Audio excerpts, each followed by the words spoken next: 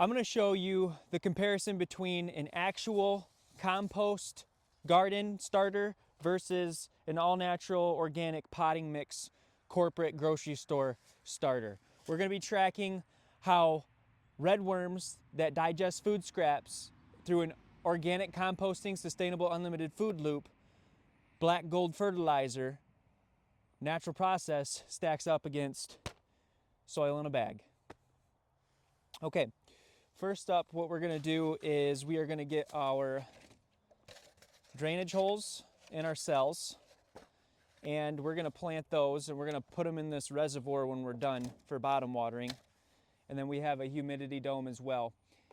I'm using North Fresh Farms heirloom seeds. This is my own farm seeds. So if you guys want to use these seeds, go to growingfruition.com. Link down below. So I'm gonna start right in with this bottom bucket, and this is what the worms actually do. So we've already planted that, and what happens with this vermicomposter is the red worms go in on the first tray.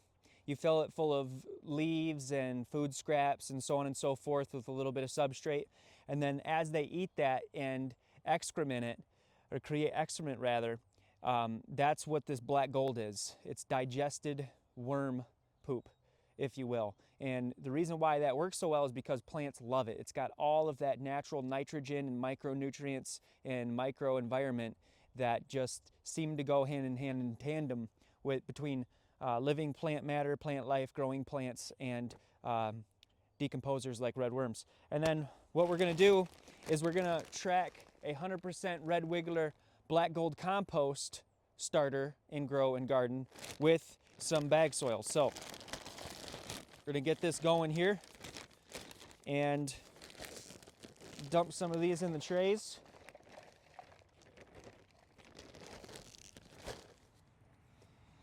Level it out.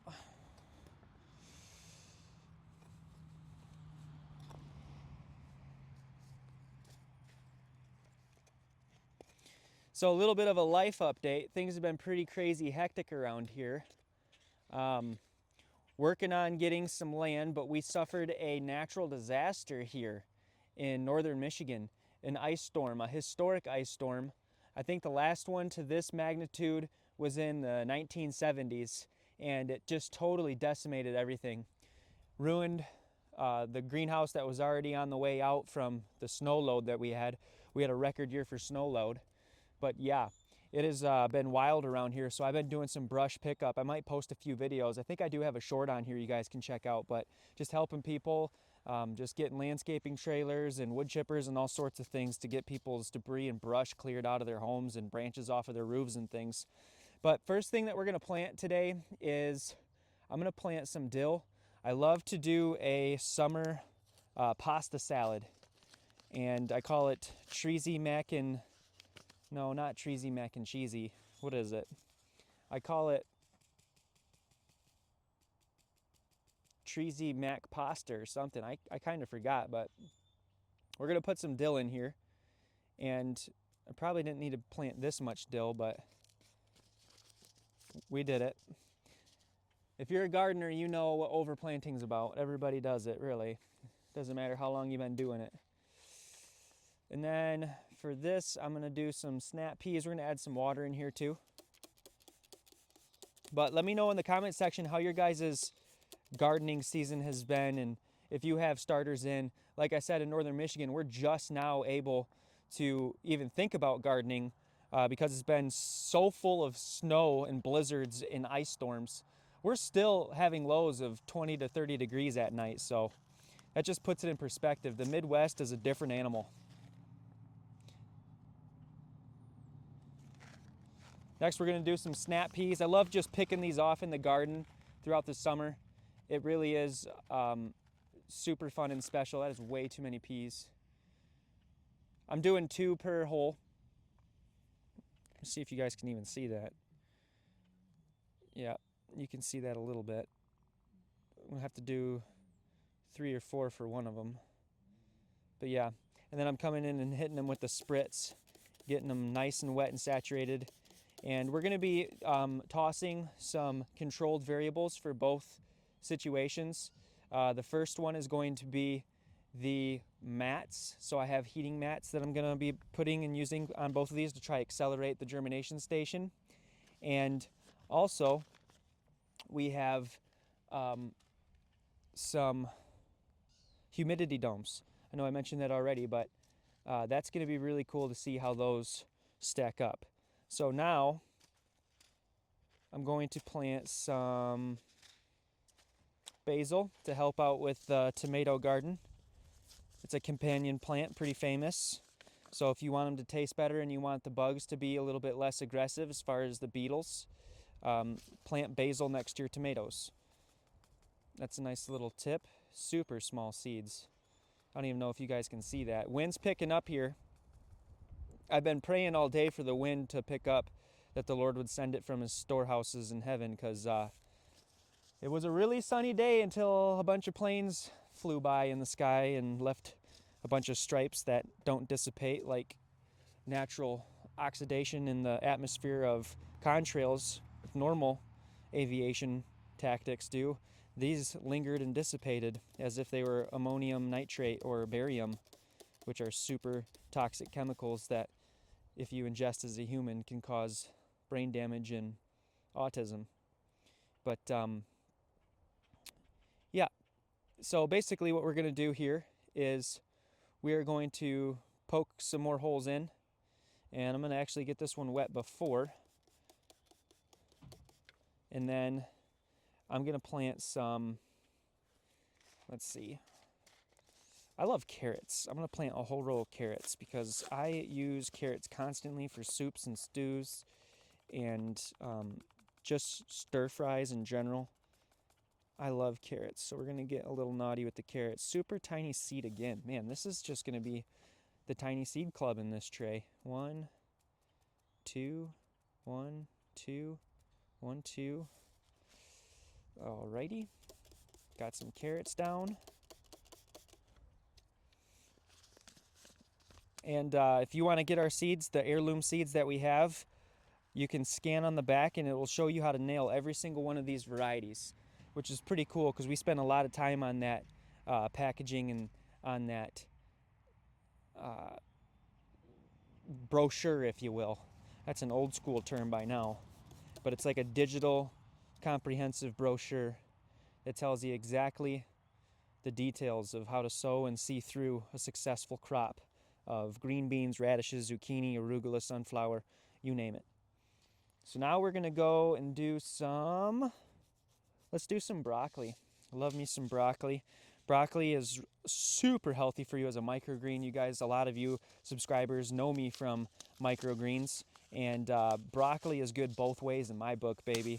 If I want to get that superpower nutrient, micronutrient density, I'll go for some microgreen broccoli. But if I want that, pairs well with a nice steak, a nice ribeye, I'm going to want that fully grown broccoli on that plate with that crunch, with that nice, wholesome, fulsome crunch. But if I'm trying to strengthen my immune system, or if I'm trying to help somebody that has cancer accelerate their recovery and beat it, microgreen and broccoli with that sulforaphane has got extra density. So you can eat less and gain more sulforaphane with the microgreens. If you guys are interested in that, check out the rest of my channel. Next row we're going to do, I think, is going to have to be my boy Mr. Green Bean over here. Green beans are like them snap peas. I just love them. I love to just snap them off while I'm watering the garden or whatever. And they store well. They're big seeds. Look at that. We're going to do one per, because I know these are going to take off, baby. Hallelujah. Love me some green beans. Green beans and peas.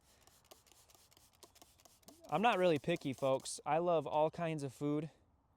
I love even the Indian food and the seafood. There's really not much that I don't like. And I'm thankful for that, because I know some picky people in my life, and to be honest with you, it's kind of annoying, but you gotta love them. I think annoying might not be the right word. I know what they're missing out on, and it irritates me. Let's see. Zucchini. Yeah, we'll do a zucchini. We will do a zucchini. I better label these. I do this every year almost. My wife is really good at organization and labeling, and I'm more of a go with the flow type of guy. So shout out to my wife for being my other half and strengthening me. She is a Proverbs 31 woman. She's industrious. She does all of the marketing and not marketing, but all of the digital design that you guys see. And she also teaches a digital design course where you can pretty much design your own business cards and stuff like that. So if you guys are interested in linking up with her, and she's willing to share her skills that she has with you guys, because we're trying to empower entrepreneurs worldwide, baby. Okay, now I have to make a decision between sunflower, parsley, radish, and kale.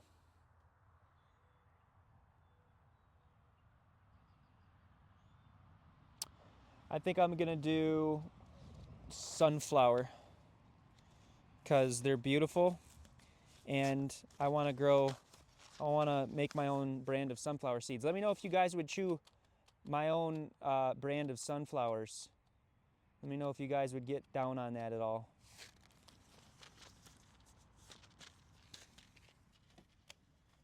All right, I'm gonna water this in, and then I'm gonna go ahead and lay this down so I can take a picture of it. So I'm gonna have to do this in post-production. I did dill, snap peas, basil, carrot, broccoli, green bean, zucchini, and sunflower. All right, make sure that that's got that there. Boom. Good deal.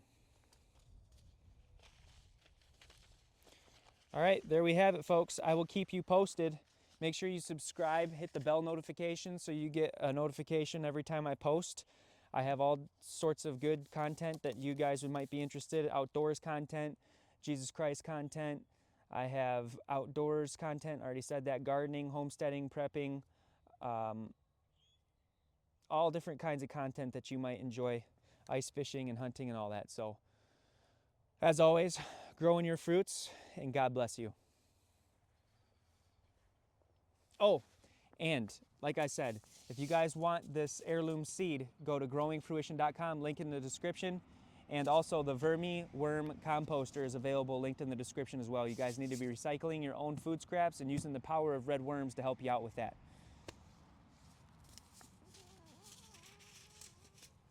Oh, my knees. Oh, my nephews. Oh, my goodness gracious. Hallelujah.